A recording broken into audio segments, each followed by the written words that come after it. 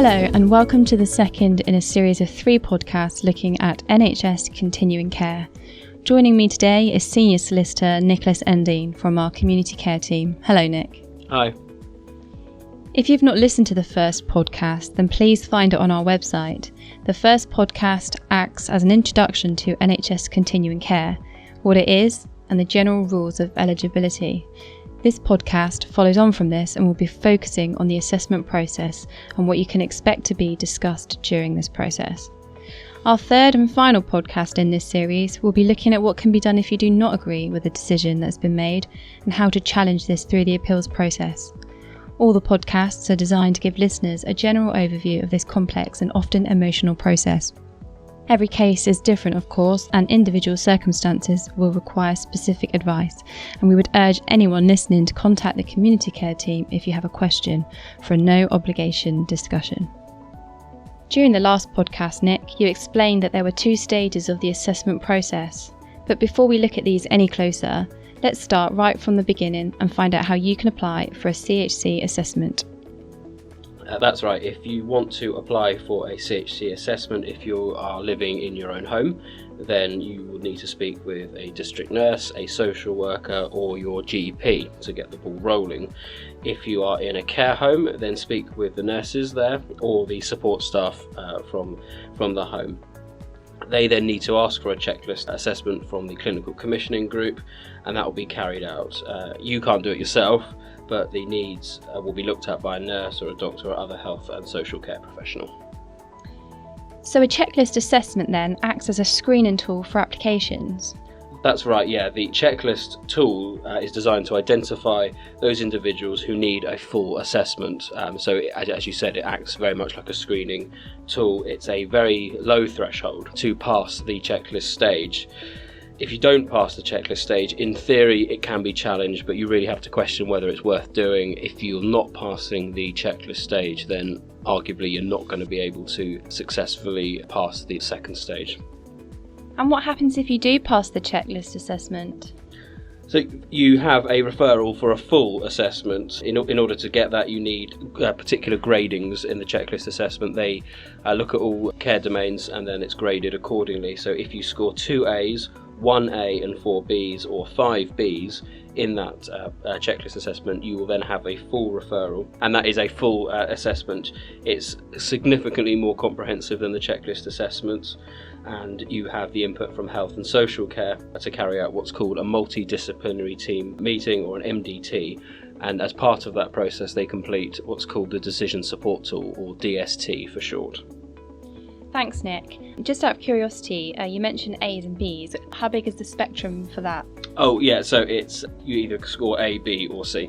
Thanks. And the MDT, the multidisciplinary team that you attend, who else is expected to attend this? So the idea of an MDT is that all physical, mental and social health needs are taken into account. So to properly capture that, you would have a representative, a nurse representative from the clinical commissioning group. You're supposed to have a social worker to provide input on social needs, because even if you're shown to have a health need, a primary health need, there still will be some elements of social care. So you're supposed to have this appropriate mix of health and social care, and other professionals are invited to contribute, including family members and other representatives, to really ensure that everything is captured in that decision support tool. The requirement under the national framework is that there is at least 2 professionals from 2 different disciplines, and ideally that should be one from health, one from social, but so that's not always possible depending on resources from public organisations. And as said, the individual is expected to participate if they can. Of course, that's going to be patient dependent, but if there's an attorney or other family member or representative, they can ensure that those needs are captured successfully with a decision support tool. Thank you. And will it be at the MDT where the care domains you mentioned last time are examined in more detail? That's right, yeah. So they look at that mixture of health and social care needs, and the way it's been devised in the national framework and the guidance is that there are 12 care domains to look at. Each domain is then subdivided up into different weightings. So the idea of the MDT is to assess someone's need under a particular domain and then apply a particular weighting And the actual breakdown of weightings depends on the domain. So in some of the domains there's priority need, in some there are severe, but for all of them there is either a high weighting, a moderate or low or no needs weighting, with the DST capturing each of those domains. Thank you. And what are these domains that will be discussed? Yeah, so we've teased a bit about the 12 care domains, so it'd be useful to go through them. So the first one is breathing, where the group will discuss someone's particular breathing needs. Do they need any assistance with that, such as a nebulizer, inhaler, that type of thing. The second is nutrition, so how well can that person feed? Are they peg fed, so artificially fed? Do they have any difficulty swallowing? Do they suffer from dysphagia, things like that? Continence looks at whether someone is able to managing their own toileting needs. Skin also covers kind of skin integrity, so that's quite common with people who are no longer mobile. Their skin needs require them being turned on a regular basis. You're also looking at breakages of the skin and wound management. The fifth one is mobility, so we're looking at someone's ability to mobilise. Can they do it independently? Do they need assistance from carers? The use of a hoist, things to that effect.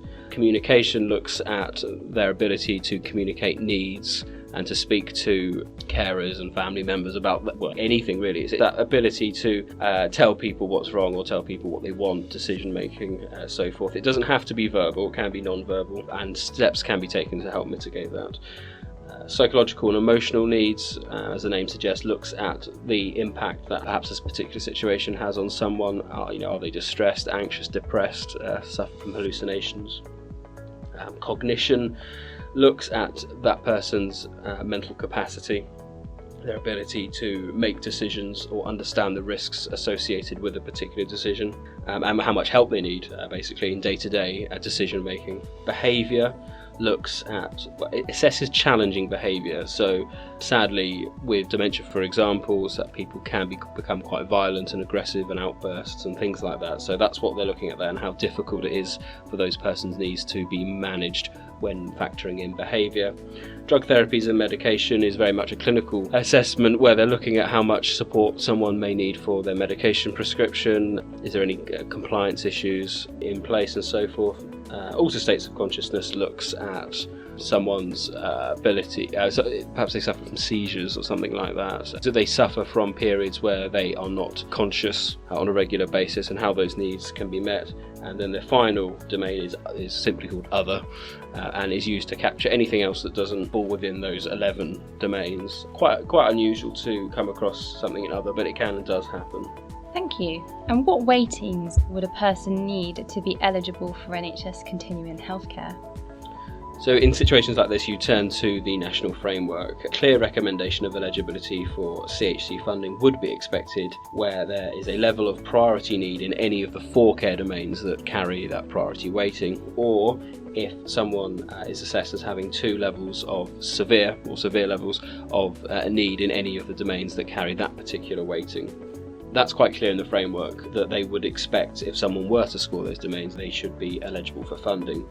However, the framework goes on to say that a primary health need can also exist in other circumstances. If someone records having 1 severe with then a mixture of other needs, high, moderate, low, or if someone just scores a high and a moderate needs across the board, that still may indicate a primary health need, depending on how those needs are then considered collectively. And that's when you're looking at what's called the 4 key indicators. So that's nature, intensity, complexity and unpredictability of need.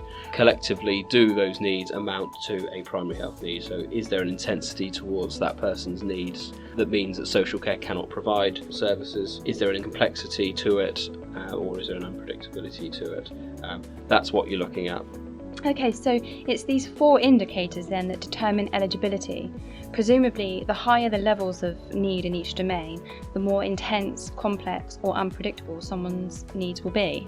Yeah, that's correct. There's a clear correlation between the level of needs and the key indicators, but it's not a determining factor. So, for example, if someone has a high level of need across the board, then that in itself is very good evidence that they have a primary health need, but that's not always the case. Some patients may actually only have a severe level of need in perhaps one domain like mobility, but because in order to manage those needs are so intense, they would still potentially have that primary health need.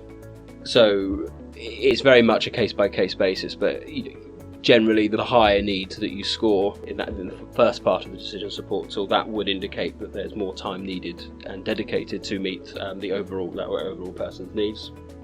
But as I said, it can just be limited to one domain if depending on the severity of it.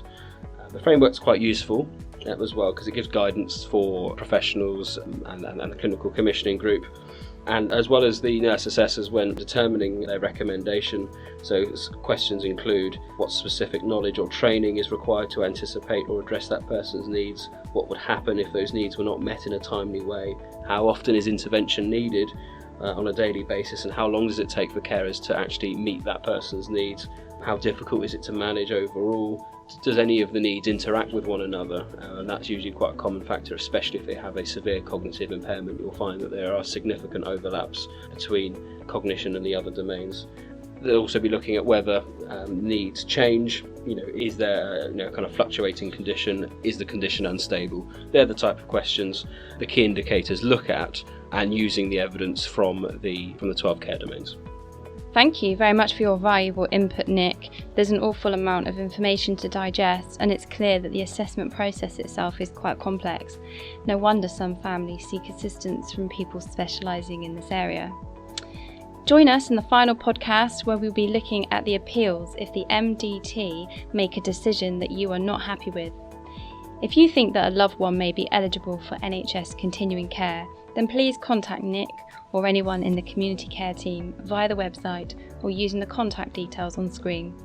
The community care team will guide you on the prospects of making a successful claim and offer a free initial assessment at any stage of the process. I would like to thank Nick for joining us today and hope you can join us for the next podcast.